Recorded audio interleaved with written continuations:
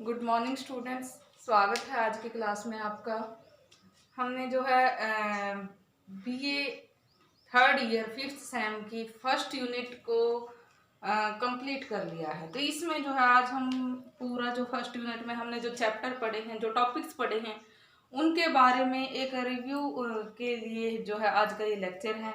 उनमें पूरे जो टॉपिक हैं उन टॉपिक्स को हम मोटा मोटा एक बार फिर से रिवाइज कर लेते हैं, जिसमें आपका रिवीजन भी हो जाएगा और जो है थोड़ा थोड़ा आपका रिव्यू भी हो जाएगा जो पीछे जो पढ़ा है आपने। तो हमने शुरुआत की थी फ्रेंच रेवोल्यूशन से।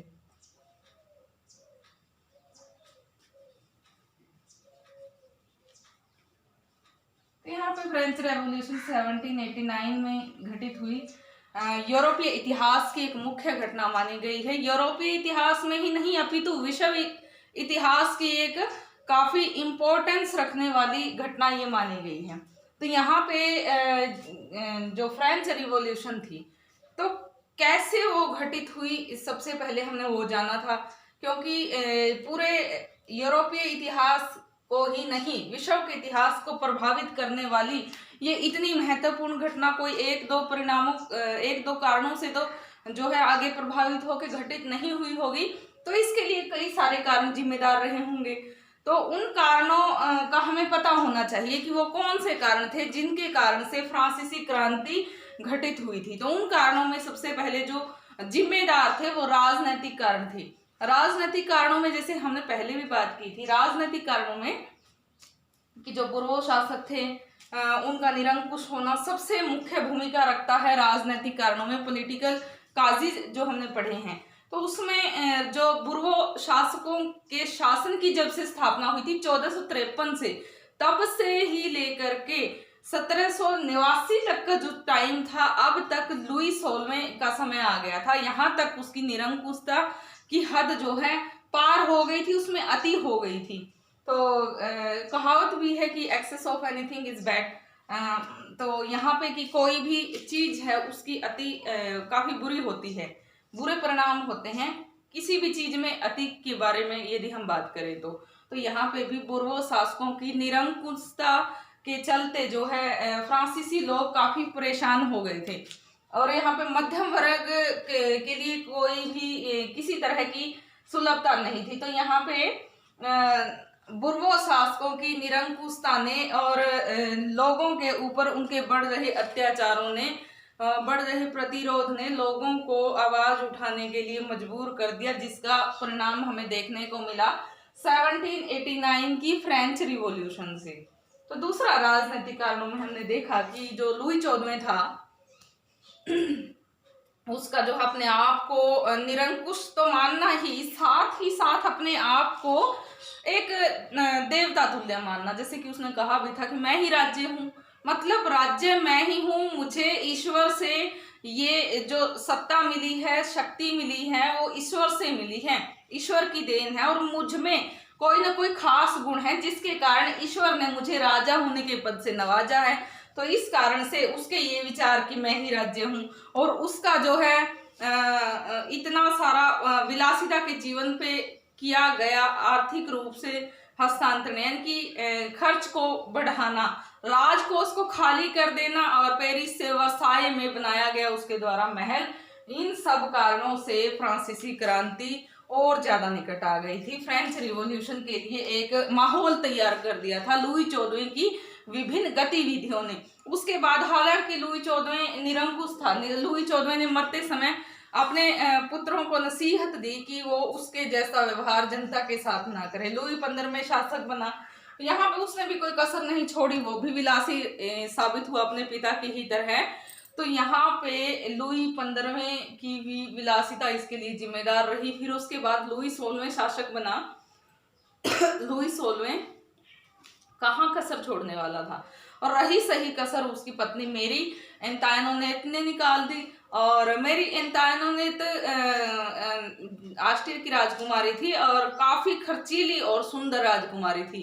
एक बार जो कपड़ा पहन लेती थी दोबारा नहीं पहनती थी। जूते चप्पलों की भी उसके पास इतनी भरमार थी, इतने बेशुमार जो है जूते चप्पल थे उसके पास कि यदि एक शोरूम बना दिया जाए तो उस शोरूम में हर वैरायटी के जूते चप्पल आपको मिल जाएंगे, तो वो एक बार पहनने के बाद उनको दोबारा नहीं पहनती थी।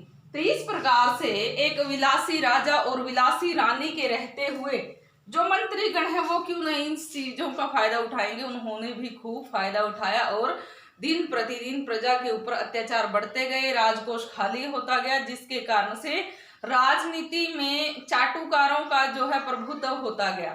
तो यहाँ पे राजकोष जब खाली हो रहा था तो अगला राजनीतिक कारण वो था कि यहाँ पे पदों की खरीद फरोख्त होने लगी।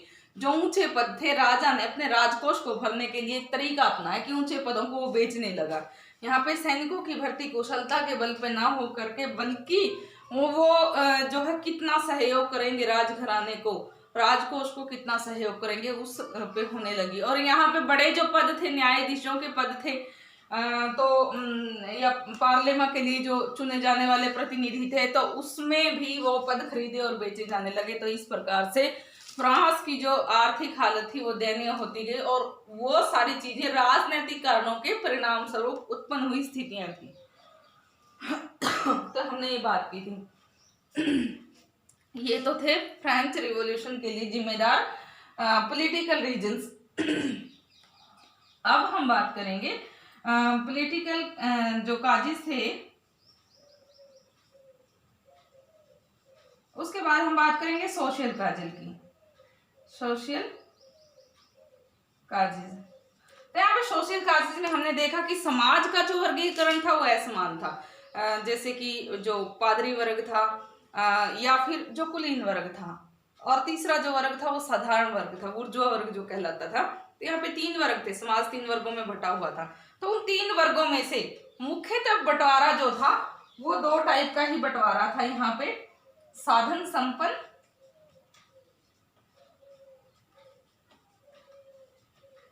साधन संपन्न वर्ग और साधन विहीन वर्ग, साधन विहीन वर्ग। तो यहाँ पे इन 2 वर्गों का ही बोलबाला था। और इन 2 वर्गों में जैसे कि साधन संपन्न वर्ग था, उनकी संख्या 2% थी, जिसमें जो उच्च घराने के जो सामंत थे, कुलीन थे, साहूकार थे या राजघराने में उच्च पद प्राप्त अधिकारी थे, और उच्च पद प्राप्त अधिकारी ही नहीं अपितु जो मुख्य दर्जे के पादरी थे वो भी इसमें ही आते थे। साधन विहीन वर्ग जो तृतीय जो वर्ग था, साधारण वर्ग था, जिनके पास कोई भी साधन नहीं थे और साधनों से वो पूर्णतः वंचित रहने वाला वर्ग था, गरीब वर्ग था, आम जनता थी वो। और 98% जनता थी फ्रांस की, तो वो साधन विहीन वर्ग में थी। तो इस प्रकार से 2% जो जनता थी साधन प्राप्त वर्ग था, साधन संपन्न वर्ग था। 98% जो जनता थी वो साधन विहीन वर्ग था, और 2% जनता के पास संपत्ति थी 98%, और यहाँ पे 98% के पास संपत्ति थी कितनी, 2%। तो यहाँ पे इस प्रकार से असमान वितरण के चलते हुए जो असमानता थी जनता की, वो इतनी ज्यादा गैप के होते हुए कहाँ कोई समाज तरक्की कर सकता है। तो यहाँ पे जो उच्च घराने के 2% जो लोग थे, चाहे उसमें बड़े दर्जे के पादरी थे, वो विलासी होते जा रहे थे। कहते हैं कि एक बिशप के पास तो 700 शयन कक्ष थे। तो क्या जो धर्माचार्य हैं उनका काम विलासिता का जीवन जीना है? बिल्कुल नहीं। जो धर्माचार्य हैं उनका काम धार्मिक आचरण से जीवन जीना है, लोगों को धर्म के उपदेश देना है। लेकिन वो ये सारी चीजें तो भूल ही गए थे। कह रहे हैं कि उस समय की स्थिति के बारे में इतिहासकार कि यदि उस समय की स्थिति को हम देखें तो उस समय में विलासिता इतनी ज्यादा बढ़ गई थी, पादरी इतने ज्यादा विलासी हो गए थे कि जो यूरोप में नास्तिकता का सा दौर आ गया था। मतलब हम ये कह नहीं सकते कि कोई भी जो पादरी है वो आस्तिक रहा हो या धर्म में उसकी आस्था हो, वो तो विलासी जीवन जी रहे थे। और ऐसे ही स्थिति पोप की थी, और ऐसे ही स्थिति उच्च दर्जे के पादरियों की और निम्न दर्जे के पादरियों की भी थी। तो यहाँ पे निम्न दर्जे के पादरी थोड़ा बहुत धार्मिक कार्यों में जो है आचरण उनका धार्मिक था, लेकिन जो उच्च दर्जे के पादरी थे वो तो पूर्णतः विलासी थे। साधन विहीन जो वर्ग था उसमें अब क्या है, उनके पास कोई साधन नहीं थे। लेकिन अब 1789 तक आते आते उनमें जो है एक प्रबुद्ध वर्ग का उदय होने लग गया था। उसमें जैसे कि डॉक्टर, वकील, इंजीनियर, जो पढ़े लिखे लोग थे उनका उदय होने लग गया था। तो उनमें उनका उदय होने के कारण वो तर्कशील लोग यहाँ पे साधारण वर्ग में जो है उभरने लगे थे, जिसमें जो है विभिन्न दार्शनिकों का भी हम नाम ले सकते हैं। रूसो, दांते और रोबेस्पियर का जो है हम नाम ले सकते हैं इसमें। तो उनकी मुख्य भूमिका थी यहाँ पे। और यहाँ पे उन लोगों ने काफी महत्वपूर्ण योगदान दिया जनता को जागृत करने में। अपने विचारों से, अपने साहित्य से उन्होंने जनता में जागृति लाने की काफी कोशिश की। तो ये तो थे फ्रेंच रिवॉल्यूशन के सोशल कार्य। हमने पढ़े हैं फ्रेंच रिवॉल्यूशन में धार्मिक कारण में पढ़े हैं। धार्मिक कारणों का इसके साथ साथ हमने अध्ययन कर लिया है कि जो पोप था, चर्च था, वो अपने आप में ही एक राज्य था। वो राज्य उसके पास जो है टाइथ नाम का कर जनता पे लगाने का अधिकार था। उसके अपने न्यायालय होते थे, उसके जो अधीन भूमि थी उस पे कर का निर्धारण जो है चर्च स्वयं करता था। तो एक अतुल्य संपत्ति का मालिक था चर्च। यहाँ पे चर्च के पास विलासिता के सारे साधन थे, अतुल्य संपत्ति थी। तो उस संपत्ति को राजा अपने ऋण उतारने के लिए यूज करना चाहता था और धीरे धीरे करके बहुत सारे अधिकार जो है वो चर्च को देता गया और बदले में उससे ऋण लेता गया। तो यहाँ पे राजा चर्च का भी ऋणी हो गया था। राजा के और उसके जो गठबंधन थे वो काफी मजबूत थे, क्योंकि उनको अधिकार चाहिए था और राजा को आर्थिक सहायता चाहिए थी, ऋण चाहिए था। तो इस प्रकार से बहुत सारे जो है अधिकार चर्च को प्राप्त हो गए थे। तो यहाँ पे चर्च का और राजा का एक अच्छा संबंध देखा जा सकता है, लेकिन जनता के लिए काफी घातक सिद्ध हुआ, क्योंकि चर्च ने भी अपने करों में धीरे धीरे वृद्धि करनी शुरू कर दी और राजा भी जो है जनता पे करों को बढ़ाता ही गया। तो आम जनता इन सबसे काफी परेशान थी। तो धार्मिक कारण भी जिम्मेदार थे फ्रेंच रिवॉल्यूशन के लिए, और आर्थिक कारण तो जिम्मेदार थे ही, क्योंकि जैसे कि जो पद थे वो खरीदे और बेचे जा रहे थे। आर्थिक रूप से फ्रांस कमजोर हो रहा था। कारण वही था कि वर्साई में महल का बनाना, जो लुई 14वें ने शुरुआत की थी उसको बनाने की, फिर वो अपनी जो राजधानी थी वहां स्थानांतरित कर दी। कितने सारे नौकर चाकर थे और वो एक शाही स्वर्ग का आनंद उस महल में ले रहे थे। तो रही सही कसर जो आर्थिक घाटे को पूरा कर रही थी वो मैरी एंटाइनोट ने निकाल ली। और उसके जो राजा के जो मुख्य जो अधिकारी थे वो भी राजमहल में विलासिता का जीवन जी रहे थे। तो प्रजा के ऊपर अत्याचारों के सिवा कुछ नहीं हो रहा था। तो यहाँ पे आर्थिक कारण भी जिम्मेदार थे फ्रेंच रिवॉल्यूशन के लिए। दार्शनिकों का योगदान, जैसे कि हमने पढ़ा कि किस प्रकार से फ्रेंच रिवॉल्यूशन में साधारण वर्ग से उत्पन्न हुए कुछ प्रबुद्ध लोगों का मुख्य योगदान रहा, जिसमें हमने बात की रूसो की, रोबेस्पियर की, दांते की, पेट्रॉर्क की, और भी बहुत सारे जो प्रबुद्ध वैज्ञानिक थे, प्रबुद्ध जो वैज्ञानिक नहीं सॉरी दार्शनिक थे, उन्होंने अपनी मुख्य भूमिका निभाई फ्रेंच रिवॉल्यूशन में, क्योंकि जनता को जागृत करने के लिए उन्होंने काफी भूमिका निभाई। और जब जनता जागृत हुई तो फ्रेंच रिवॉल्यूशन उसका परिणाम था। तो यहाँ पे आगे हमने बात की थी कुछ एक जो विश्व की घटनाओं की, ऐसी कुछ घटनाएं उस समय विश्व में घटित हुई जिन्होंने फ्रेंच रिवॉल्यूशन के लिए जो है आगे माहौल तैयार कर दिया। आगे जो है एक उन्होंने काफी प्रभावित किया फ्रांस को। जैसे कि 1688 की जो इंग्लैंड की क्रांति की यदि हम बात करें तो 1688 की गौरवपूर्ण क्रांति ने फ्रांसीसी लोगों को काफी प्रभावित किया। 1776 के अमेरिका की क्रांति ने काफी जो है प्रभावित किया था। तो इस प्रकार से विश्व की कुछ घटनाओं का भी फ्रांस के लोगों पर प्रभाव पड़ा, जिसके कारण से जनता ने अपने आप को राजतंत्र से जो निरंकुश हो रहा था उससे मुक्त कराने की सोची और अपने अधिकारों के बारे में आवाज उठाने की सोची। तो इसके बाद यदि तात्कालिक कारणों की बात करें तो तात्कालिक कारण था आर्थिक कारण। तात्कालिक कारण जो है आर्थिक कारण थे, और जो काफी जिम्मेदार ही नहीं बल्कि फ्रेंच रिवॉल्यूशन को एकदम से शुरू होने के लिए जिम्मेदार थे। तो यहाँ पे आर्थिक रूप से संकट आ गया था फ्रांस पे। फ्रांस आर्थिक ऋणग्रस्तता का शिकार था और उस स्थिति से बचने के लिए लुई सोल्वे ने काफी कोशिशें की। लुई सोल्वे की कोशिशों के रूप में हम देख सकते हैं कि उसने जो है विभिन्न अर्थ मंत्री नियुक्त किए, जिसमें नेकर की हम बात कर सकते हैं। तो यहाँ पे नेकर को वित्त मंत्री बनाया उसने जो है अपनी कई सारी जो है योजनाएं लागू करवाने की कोशिश की। तो धीरे धीरे करके और बहुत सारे जो है अर्थ मंत्री बनते गए, क्योंकि जो भी अर्थ मंत्री यहाँ पे बन के आता, लुई सोल्वे को जो सलाह मशवरा देता उसमें रानी के खर्चों पे वो अंकुश लगा रहा था, और जो विलासिता का जीवन जी रहे थे जो राजा के उच्च अधिकारी थे उनके खर्चों के ऊपर वो अंकुश लगा रहा था।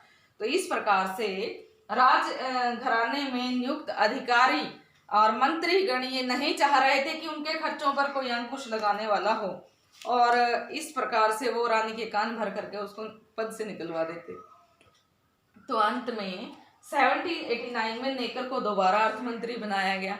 यहाँ पे नेकर जब दोबारा अर्थ मंत्री बन करके आया तो उसने जो है राजा को सलाह दी कि स्टेटस जनरल का अधिवेशन बुला लेना चाहिए, क्योंकि नए करों को यदि वो जनता पे लगाना चाहता है तो उसके लिए उस अधिवेशन में ही प्रस्ताव पास हो सकता है। यहाँ पे स्टेटस जनरल के बारे में यदि मैं बताऊं आपको, तो स्टेटस जनरल बुर्बो शासकों के स्थापन की शुरुआत से ही दो संस्थाएं थी, स्टेटस जनरल और पार्लेमा। तो स्टेटस जनरल की जो संस्था थी वो नए कानूनों के निर्माण के लिए जो है उसका साल में एक अधिवेशन होना जरूरी था, चाहे वो करों से संबंधित हो, चाहे वो जनता से संबंधित हो, किसी भी तरह के कानून हो। तो साल में एक बार अधिवेशन होना जरूरी था। यदि आवश्यकता पड़े तो साल में एक से अधिक बार उसके अधिवेशन हो सकते थे, लेकिन अब तक उसके 1453 से लेके अब तक कुल 5-6 ही अधिवेशन हुए थे। तो यहाँ पे अब 175 साल पहले उसका अधिवेशन हुआ था, अब 175 साल हो गए थे स्टेटस जर्नल के अधिवेशन को। तो यहाँ पे राजा को मजबूरी वश जो है अपने अर्थमंत्री की बात को मान करके और जनता के रोष को देखते हुए स्टेटस जर्नल का अधिवेशन बुलाना पड़ा। स्टेटस जर्नल में 3 सदन होते हैं, जिसमें पहला सदन होता है पादरी वर्ग का, दूसरा सदन होता है उच्च कुलीन वर्ग का, तीसरा जो सदन है वो है साधारण वर्ग का। तीनों ही सदनों के होता ये है कि पहला जो शुरुआत होती है राजा के भाषण से होती है। राजा के भाषण से शुरुआत होकर के तो राजा अपने भाषण से उसका उद्घाटन करता है स्टेटस जर्नल के अधिवेशन का, और फिर अर्थ मंत्री जो है अपनी नीतियां बताता है, और उसके बाद से वो तीनों ही सदनों के जो लोग हैं इकट्ठे बैठ करके एक हॉल में उन कानूनों और उन विषयों पे जिनके लिए राजा ने अधिवेशन बुलाया है उन पे मंत्रणा करते हैं, और वो जो है प्रस्ताव पास हो जाता है जो दोनों ही सदनों की जिसपे सहमति होती है। तो पीछे से चला आ रहा था कि जो 3 सदन दिखावे के थे, जो तीसरा सदन था उसकी कोई जो है अहमियत नहीं थी। ऊपर का जो पादरी वर्ग था या कुलीन वर्ग था वो दोनों ही अपने किसी भी प्रस्ताव पे सहमति दे करके उसको पास करवा लेते थे। तो अब भी राजा ऐसा ही सोच रहा था कि ऐसा ही कुछ होने वाला है, इसीलिए वो राजी हुआ था इस अधिवेशन को बुलाने के लिए। तो वो अधिवेशन बुलाया गया। तो उस अधिवेशन के बुलाए जाने के कारण ही उससे ही जो है क्रांति की शुरुआत मानी जा सकती है कि उससे ही क्रांति की शुरुआत हुई थी। तो यहाँ पे जब वो अधिवेशन बुलाया गया तो राजा के भाषण से वो शुरू हुआ, और अर्थ मंत्री वित्त मंत्री नेकर के एक जो अस्पष्ट सा लंबा चौड़ा भाषण उसने दिया, उससे जो है उसकी शुरुआत हुई। तो यहाँ पे अगले दिन उनको जो है मंत्रणा करने के लिए एक ही भवन में इकट्ठा होना था, लेकिन उनके तीनों के अलग अलग भवन थे वैसे तो, लेकिन उनको जो राजा जिस बारे में विचार कर रहा था, जिसके लिए उनको अधिवेशन बुलाया गया था, तो उनको जो है एक ही जगह पे इकट्ठा होकर संयुक्त रूप से वार्ता करनी थी, और उस वार्ता में उस विषय पे बात करके जो है प्रस्ताव पास करने थे। लेकिन यहाँ पे हुआ ये कि जो तृतीय जो वर्ग था अगले दिन वो इकट्ठे हुए और उन्होंने जो है कोशिश की कि हम जो है इस विषय पे अलग अलग अपने अपने सदन में जो है बैठ करके बात कर ले। तो वो अपने अपने सदन में उनको बैठ करके बात करनी थी, और जो तीसरा जो वर्ग था वो चाह रहा था कि संयुक्त रूप से बैठ करके वो बात कर ले। लेकिन जो दोनों वर्ग थे चाहे वो पादरी वर्ग था, चाहे वो उच्च वर्ग था, उस सदन में वो दोनों ही सदन ये नहीं चाहते थे। तो इस बारे में बहस के कारण कोई भी जो है सभा नहीं हो सकी, कोई भी संयुक्त वार्ता नहीं हो सकी। तो ये बात जब राजा को पता चली तो उसने जो है कोशिश की कि वो अपने अलग अलग पहले की तरह जैसा होता आ रहा था वैसा ही हो। और राजा तो वैसा ही चाहेगा क्योंकि उसमें उसकी भलाई थी। उसको पता था कि जो उच्च वर्ग है वो राजा के जो राजा पास करवाना चाहता है प्रस्ताव, उसके हक में ही वो जो है अपनी सहमति प्रकट करेंगे। लेकिन इस बार ऐसा नहीं होने वाला था। यहाँ पे साधारण वर्ग 2-3 दिन तक वही सिचुएशंस देखता रहा और उन्होंने अपने आप को थोड़ा सा हिम्मत करके राष्ट्रीय सभा घोषित कर दिया। तो राष्ट्र की एक सभा बन गई। साधारण वर्ग का जो तीसरा जो सदन था उन्होंने अपने आप को राष्ट्रीय सभा घोषित कर दिया। तो यहाँ पे 1789 में जो है मई में जब उन्होंने अपने आप को राष्ट्रीय सभा घोषित किया तो उससे ही जो है क्रांति की शुरुआत हम मान सकते हैं कि यहीं से क्रांति शुरू हो गई थी। और अब उनका रुतबा बढ़ गया। तो यहाँ पे राष्ट्रीय सभा के सदस्यों में कुछ प्रबुद्ध लोग भी थे। तो उन प्रबुद्ध लोगों में उनके साथ काफी जो बुद्धिमान लोग थे, तर्कशील लोग थे, उनका हौसला अफजाई करने वाले लोग थे। तो यहाँ पे उन्होंने फिर से जो है दोनों ही सदनों को साथ में मंत्रणा करने के लिए सूचना भेजी। यहाँ पे राजा को मजबूर होके जब राजा ने देखा कि जो तीसरा जो सदन है वो राष्ट्रीय सभा में तब्दील हो गया है, तो राजा ने जो है एक इकट्ठे उनको संबोधित करने के लिए इकट्ठे बुलाया गया। तो वहां पे वो इकट्ठे हुए और वो जो है दोनों ही सदनों के लोग आगे खड़े थे और तृतीय जो सदन के राष्ट्रीय सभा के लोग थे वो पीछे खड़े थे। तो यहाँ पे राजा ने फिर से अपने भाषण के साथ शुरुआत की। स्टेटस जर्नल का जो अब जो सभा बुलाई गई थी उसके सामने। तो यहाँ पे राजा के सभा में भाषण के बाद दोनों ही सदन चले गए और राजा ने ये कह करके अपना भाषण खत्म किया कि अगले दिन जो है तीनों ही सदन अपने अपने सभा भवनों में पहले की तरह से प्रस्तावों पे वार्ता करेंगे। और राजा चला गया, दोनों ही सदनों के लोग चले गए, लेकिन तृतीय सदन जो साधारण वर्ग का था जिसने अपने आप को राष्ट्रीय सभा घोषित कर लिया था वो वहीं पे खड़े रहे। बारिश होने लगी और वहां पे राजा के सैनिक जबरदस्ती उनको जो है वहां से हटाने लगे। तो वहां से जो उन्होंने कहा कि हमें तलवार की नोक पे ही हटाया जा सकता है, हमें ऐसे नहीं हटाया जा सकता। तो इस प्रकार से यहाँ से जो हम उनकी जो बातें थी उनको और प्रभावी रूप देने के लिए माहौल तैयार हो गया था। तो इसके बाद राजा को मजबूरन जो है ये फरमान जारी करना पड़ा कि तीनों ही सदनों के सदस्यों की संयुक्त बैठक होगी और इसमें जो है तीसरा जो सदन था उसकी बातों पे राजा ने मंजूरी दे दी थी। तो यहाँ पे उनकी सफलता थी। तो इस प्रकार से राजा तृतीय सदन की जो गतिविधियां थी उसको कुचलना चाहता था। उसको कुचलने के लिए अंदर ही अंदर वो योजनाएं भी बना रहा था। तो इस प्रकार से तृतीय वर्ग को जब ये पता चला कि उनकी योजनाओं को कुचलने के लिए राजा अंदर ही अंदर तैयारियां कर रहा है, तो उसने जो है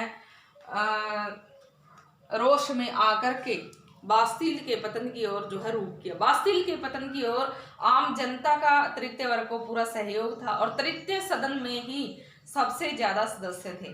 तो यहाँ पे तृतीय सदन के सदस्यों के साथ मिलकर जनता ने बास्तिल के दुर्ग पर धावा बोल दिया। बास्तिल का जो दुर्ग था, बास्तिल के दुर्ग में कैदियों को रखा जाता था और वहां पे सैनिक पहरा रहता था, कड़ा सैनिक पहरा था और वहां पे हथियार, गोला बारूद भरपूर मात्रा में थे।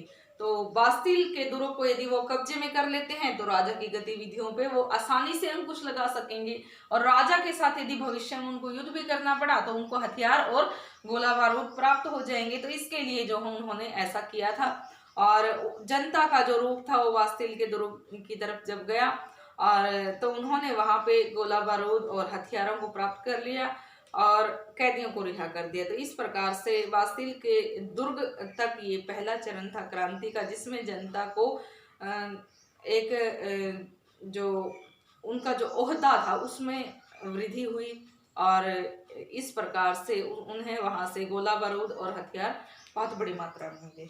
यहाँ पे ये पहला चरण था क्रांति का। जो दूसरा चरण था उसमें जो है, जैसे कि हमने बात की कि उन्होंने अपने आप को राष्ट्रीय सभा घोषित कर लिया था, तो राष्ट्रीय सभा ने संविधान निर्माण का कार्य अपने हाथ में ले लिया देश के लिए कि सारे ही लोगों के सुख सुविधाओं को मद्देनजर रख के ही संविधान का निर्माण वो करेंगे। तो यहाँ पे संविधान निर्माण का कार्य अपने हाथ में लेने के कारण राष्ट्रीय सभा को राष्ट्रीय संविधान सभा घोषित कर दिया गया। तो इस प्रकार से ये जो राष्ट्रीय सभा या राष्ट्रीय संविधान सभा का दौर था, ये जो तीसरा दौर था, इसमें उसने जो है जिस संविधान का निर्माण किया, तो उसके लिए जो है एक सदन की ही संसद का जो है उन्होंने निर्माण किया, विधान पालिका का विधानसभा का उन्होंने निर्माण किया। तो यहाँ पे शक्तियों का बंटवारे के लिए उन्होंने उचित प्रावधान रखे, नागरिकों को सुविधा देने के उद्देश्य से, जैसे कि निम्न वर्ग उच्च वर्ग बोला जाता था, वो शब्द उन्होंने हटा दिया, हर व्यक्ति को अब नागरिक कह के पुकारा जाने लगा। तो यहाँ पे नागरिकों की सुविधाओं के लिए उन्होंने किया। पॉप की शक्ति पे अंकुश लगाने के लिए जो उन्होंने कुछ खास प्रावधान किए, और यहाँ पे राजनीति में उन्होंने जो है उसका दायरा निश्चित किया कि किस प्रकार से लोगों को पद प्राप्त होंगे, और हर क्षेत्र में उन्होंने कोशिश की कि फ्रांस की जो आर्थिक स्थिति है उस पर भी जो है वो जो डावाडोल हो गई उस पर भी वो काबू पा सकें। तो यहाँ पे विभिन्न जो उन्होंने कानूनों का निर्माण किया, तो उसके बाद से राष्ट्रीय सभा जो है भंग हो गई, और आगे राष्ट्रीय सभा के बाद जो तीसरा जो चरण आया वो था विधानसभा का। तो यहाँ पे विधानसभा के जो सदस्य थे उनके चुनाव की प्रक्रिया राष्ट्रीय विधानसभा ने जो निर्धारित की थी, उसके अनुसार विधानसभा के सदस्यों की चुनाव हुआ, और उन्होंने कुछ एक समय शासन किया, लोगों के लिए जो है सुधारवादी कार्य करने की उन्होंने कोशिश की, लेकिन वो भी एक समय के बाद जो है विधानसभा या कार्यपालिका खंडित हो गई। और इसके बाद जो लास्ट में जो आई वो थी नेशनल कन्वेंशन। तो नेशनल कन्वेंशन की जो प्रक्रिया थी, जो उस समय लोगों के सुविधा के लिए, लोगों को अधिकार दिलाने के लिए जो संस्थाएं थी, अब नेशनल कन्वेंशन अस्तित्व में थी। चौथा चरण था ये क्रांति का। तो इसमें उसने कोशिश की कि लोगों को जो है अच्छी रियायतें मिले, और लोग जो है जो राजा के शासन से परेशान हैं उनको कैसे जो है शांति मिले, कैसे उनको सांत्वना मिले। तो यहाँ पे नेशनल कन्वेंशन ने सबसे पहला कार्य तो यही किया कि उसने लुई 16वें के लिए फांसी का दिन निर्धारित कर लिया। तो यहाँ पे लुई 16वें को फांसी दे दी गई। जनवरी 1790 में लुई 16वें को फांसी दे दी गई और उसको गिलोटिन की भेंट चढ़ा दिया गया। तो यहाँ पे जो भी प्रतिक्रिया लुई 16वें की मृत्यु के बाद पैदा होने वाली जो स्थितियां थी उन पे भी उसने खास प्रतिक्रिया की, जगह जगह विद्रोहों को दबाया, क्योंकि बहुत सारे प्रबुद्ध लोग जो है इसमें थे। यहाँ पे रोबेस्पियर और दांते का काफी महत्वपूर्ण रोल था, और यहाँ पे एक समय था जो जिसको जो है 2-3 साल के समय को आतंक 1790 से 92 का जो समय था उसको आतंक के राज्य की जो है नाम दे दिया गया था, क्योंकि जो नेशनल कन्वेंशन थी उसने जो है दो ऐसे सभाओं का निर्माण कर दिया था जो लोगों की जो विद्रोह की आतंकपूर्ण जो स्थिति थी उस पर वो काबू पा रही थी। तो यहाँ पे उस समय को जैसे कि रोबेस्पियर और दांते का समय भी कहा गया, और जो कानून की आतंक की जो आत्मा थी वो भी नाम दिया गया। तो इस प्रकार से नेशनल कन्वेंशन ने काफी कोशिशें की कि एक नए संविधान का निर्माण वो कर सके, लोगों को अधिक से अधिक सुख सुविधाएं दे सकें, और उन्होंने जो है एक नई मीट्रिक प्रणाली पूरे विश्व को नेशनल कन्वेंशन की देन है, जो फ्रांसीसी क्रांति का चौथा चरण था, चौथा दौर था। तो आर्थिक सुधार के लिए उन्होंने काफी कुछ किया। पादरी वर्ग पे जो है अंकुश लगाने के लिए पूर्ण रूप से चर्च की संपत्ति जब्त कर ली। लुई 16वें को उन्होंने फांसी दे दी, और राजतंत्र से पूर्णतः लोगों को मुक्ति मिल गई, लोकतंत्र की यहाँ पे पूर्ण रूप से स्थापना हो गई। तो इस प्रकार से हर क्षेत्र में, शिक्षा के क्षेत्र में हो, समाज के क्षेत्र में हो, अर्थव्यवस्था के क्षेत्र में हो, या फिर राजनीति के क्षेत्र में हो, हर क्षेत्र को जो है नेशनल कन्वेंशन ने प्रभावित किया, और अपने कार्यों के चलते वो काफी सफल भी हुई। लेकिन नेशनल कन्वेंशन भी 1795 में जो है भंग हो गई। इसके बाद जो है 5 सदस्यों की डायरेक्टरी थी वो वो जो है सत्ता में आई। तो यहाँ पे 5 सदस्यों की डायरेक्टरी ही लोगों पे अब शासन कर रही थी। तो 5 सदस्यों की डायरेक्टरी ने भी लोगों के लिए काफी कुछ किया और 1799 में वो भी भंग हो गई। तो इस प्रकार से स्टूडेंट्स 1799 तक 5 चरणों में चला फ्रेंच रिवॉल्यूशन का ये दौर, टाइम टू टाइम घटित होने वाली ये घटनाएं फ्रेंच रिवॉल्यूशन का प्रतीक है। और इसने जो है, अगर इसके परिणामों की यदि हम चर्चा करें, काफी सारे स्थायी परिणाम विश्व पे छोड़े, यूरोप पे ही नहीं अभी तो विश्व पे भी छोड़े, जैसे कि मीट्रिक प्रणाली इन्होंने दी और लोगों को लिखित जो संविधान का जो संदेश था यहाँ से ही मिला था, फ्रेंच रिवॉल्यूशन से ही पहली बार जो लिखित संविधान जो है विश्व ने देखा फ्रेंच रिवॉल्यूशन में। यहाँ पे लोगों को समानता, स्वतंत्रता, बंधुता का जो है संदेश मिला और राजा की निरंकुशता को खत्म करके एक लोकतंत्र को प्राप्त करने की जो उनकी स्थिति थी विश्व को जो है वो प्राप्त हुई। तो इस प्रकार से इस जो फ्रेंच रिवॉल्यूशन थी इसने काफी स्थायी और अस्थायी प्रभाव विश्व पे भी छोड़े, यूरोप में भी छोड़े और फ्रांसीसी लोगों के लिए तो जो है छोड़े ही छोड़े। तो यहाँ पे आज का जो लेक्चर था इसमें हम रिव्यू देख रहे हैं यूनिट का। तो इसमें यहाँ पे हमने देखा कि कैसे जो है ये फ्रेंच रिवॉल्यूशन की घटनाएं टाइम टू टाइम घटित हुई। तो इसके बाद जो है नेपोलियन का टाइम है, नेपोलियन बोनापार्ट और उसके बाद वियना कांग्रेस। इसके लिए जो है दूसरा लेक्चर होगा आपका जिसमें हम बात करेंगे नेपोलियन बोनापार्ट की और उसके बाद जो है वियना कांग्रेस की। तो ताकि आपको जो है थोड़ा सा रिवाइज भी हो जाए और ये जो है यूरोपीय इतिहास की जानकारी आपकी जो है और भी बढ़े। आज के लिए इतना काफ़ी है। Thank you.